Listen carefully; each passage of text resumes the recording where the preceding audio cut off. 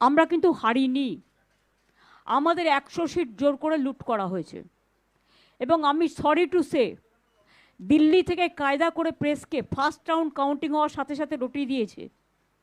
আমি আগেই আপনাদের বলেছিলাম, আমার ভিডিও আপনারা দেখে নিন তার দুদিন আগে, যে ওরা কিন্তু প্রথমে বিজেপি এরিয়া দিয়ে শুরু করবে এবং ইলেকশনে কাউন্টিং হয় 14 থেকে 18 রাউন্ড।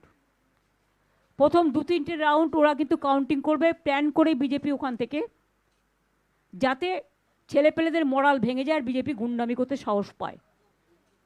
আমাদের লড়াইটা বিজেপির সাথে ছিল না, আমাদের লড়তে হয়েছে ভিলেন ইলেকশন কমিশন, যিনি ব্ল্যাক হিস্ট্রি তৈরি করেছেন ইন্ডিয়ান ডেমোক্রেসিতে।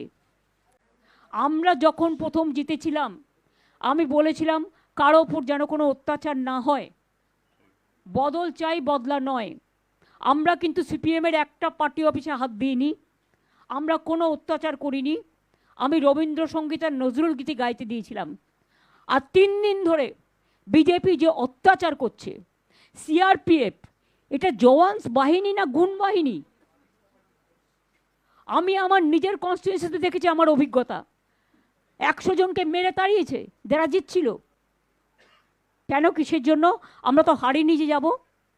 হারলে আমি যদি শপথ নিতে যেতাম তাহলে আমি রেজিগনেশনটা করতাম। এখন তো কোয়েশ্চেন ডাজন্ট অ্যারাইজ। জোর করে দখল করে যদি কেউ মনে করে যে আমি কি রেজিগনেশন দিতে হবে, no, not that. Now also I want to say that we didn't lose the election so much. আমি রাস্তায় ছিলাম, রাস্তায় থাকবো, আমি রাস্তার লোক।